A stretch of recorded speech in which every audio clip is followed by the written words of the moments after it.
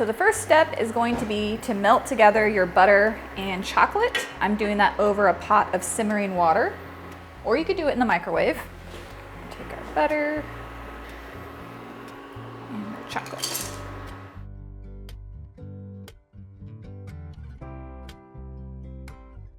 Once your chocolate and butter are melted, you're going to remove it from the heat and set it aside to cool down. Next, I'm going to sift together my flour and my cocoa powder so there's no lumps. I am sifting my brown sugar to remove any hard lumps. Sometimes brown sugar just has like these really solid pieces of sugar in them and they don't dissolve. So like these little hard pieces. So we don't want those in there. All right, so now we're going to go ahead and add our brown sugar. Now we're going to add our regular sugar. We're going to add in our eggs.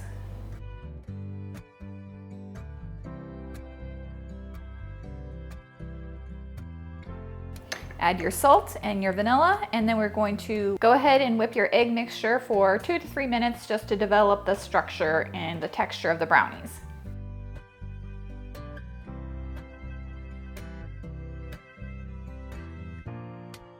Once your egg mixture is thick and foamy, we can go ahead and add in the chocolate.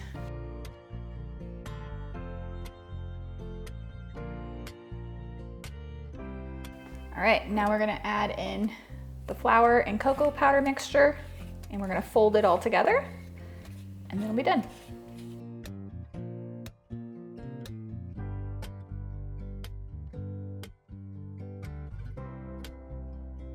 All right, I've got a 1/4 sheet pan, 9 by 13.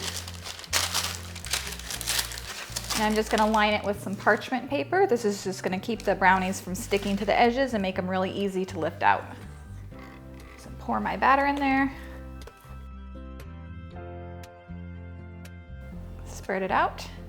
We're gonna bake this in our oven at 350 degrees Fahrenheit for about 20 minutes or until the toothpick comes out with just a few sticky crumbs in the middle. You don't wanna over bake it because it's still going to continue to bake for a few minutes after it comes out of the oven.